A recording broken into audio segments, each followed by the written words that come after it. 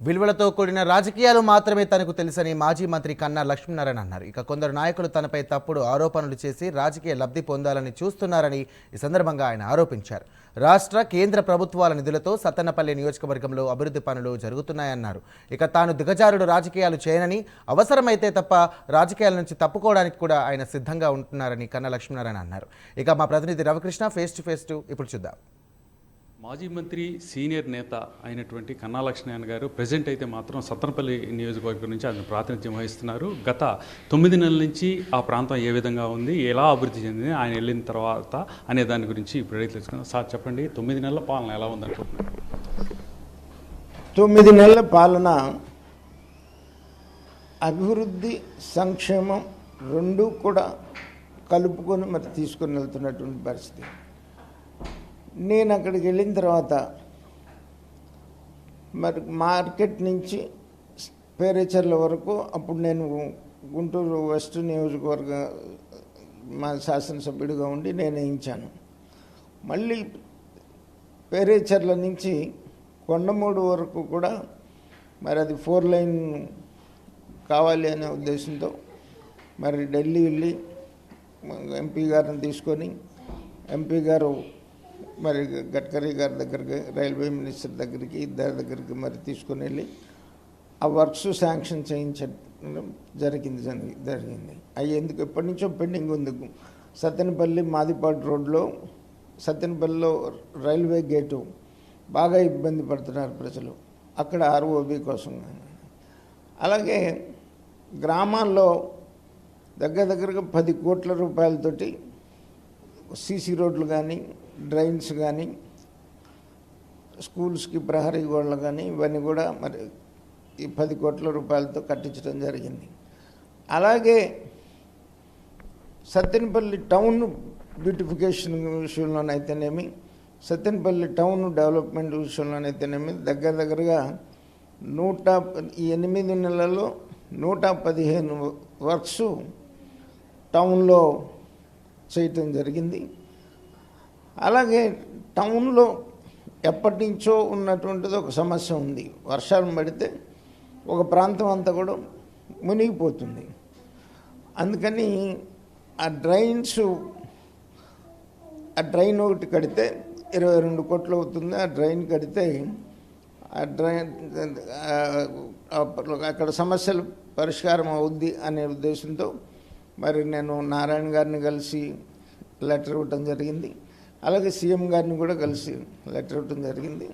నారాయణ గారు చెప్పారు critical management fund కింద ఇస్తామని. అట్లాగే పార్క్ ఒకటి 1 కోటి రూపాయలు పెట్టి పార్క్ డెవలప్ చేయడానికి శాంక్షన్ ఇచ్చారు ఆయన, నారాయణ గారు చెప్పారు.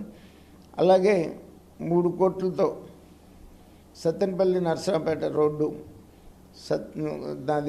దగ్గరగా 6.5 కోట్ల రూపాయలు అవుతుంది. ఈ సంవత్సరానికి 3 కోట్లు ఇస్తాను, నెక్స్ట్ ఇయర్ మళ్ళీ 3 కోట్లు ఇస్తామని చెప్పటం జరిగింది.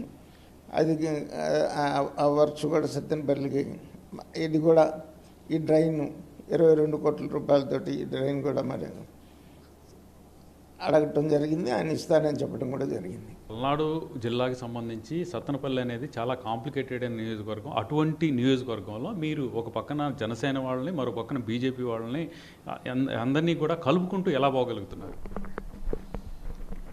ఇప్పుడు ఏదున్నా కూడా, ఏ ఇష్యూ ఉన్నా కూడా అందరినీ పిలిచి మాట్లాడి ఒక కన్సెన్సస్ తోటే చేస్తున్నాం, బీజేపీ నుంచి కానీ జనసేన నుంచి కానీ. అందుకని నాకు ఎక్కడ వాళ్ళతో సమస్య వచ్చినటువంటి పరిస్థితి కాదు. ఎందుకంటే వాళ్ళని కూడా పిలిచి మీకు ఉన్నాయి వీటిలో మరి షేర్, మీకు షేర్ ఇంత ఇస్తాము, పేర్లు ఇవ్వమని చెప్పేసి తీసుకొని చేయటం జరుగుతుంది. అందుకని ఇబ్బంది ఏం లేదు, అందరం కలుసుకొని పనిచేస్తున్నాం. కాన్ఫరెన్స్లో బీజేపీ జనసేన 2 పార్టీలతో కలుపుకొని తీసుకొని వెళ్తున్నాం పరిస్థితి.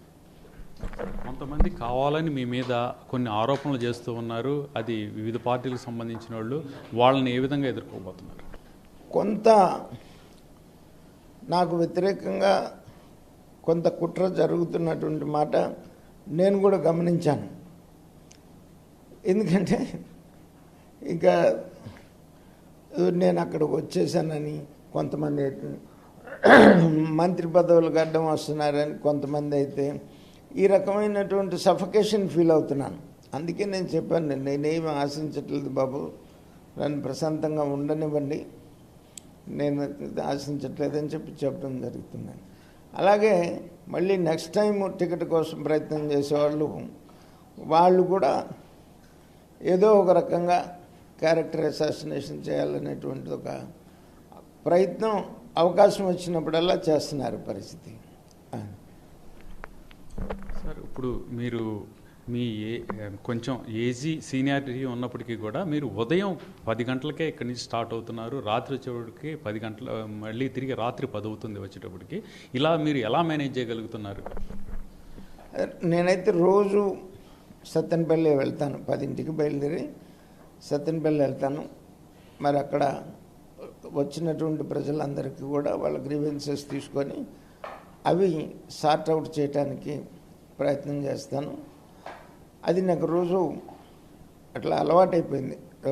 రోజు సత్తెనపల్లి వెళ్ళడం, ఆఫీస్కి వెళ్ళినట్టు రోజు 10ంటికి సత్తెనపల్లి వెళ్ళడం, మళ్ళీ రాత్రి 10ంటికి మళ్ళీ సత్తెనపల్లి నుంచి గుంటూరు రావడం అనేది అది అలవాటైపోయినటువంటి పరిస్థితి. నాకు మొదటి నుంచి కూడా పని చేసేటువంటి అలవాటు ఉంది, అందుకని రోజు వెళ్తున్నాను. సార్, ఇప్పుడు ఫైనల్గా చెప్పండి, ఇప్పుడు సత్తెనపల్లికి సంబంధించి అభివృద్ధికి సంబంధించి మీరు ఎటువంటి కొత్తగా నూతన ప్లానింగ్ ఏమైనా ఉన్నదా? చెప్పాక మీకు ఈ 4 ఇప్పుడు సత్తెనపల్లి కొండమూడు వరకు కూడా రోజు యాక్సిడెంట్స్ అయ్యి చాలామంది చనిపోతున్నారు. అది మేము ఎలక్షన్స్ ముందు ప్రయత్నం చేస్తున్నామని చెప్పాం, ప్రయత్నం చేసాం, శాంక్షన్ అయింది. మన ప్రధానమంత్రి గారు శంకుస్థాపన కూడా చేశారు విశాఖపట్నంలో, అది పనులు బిగిన్ అవుతాయి.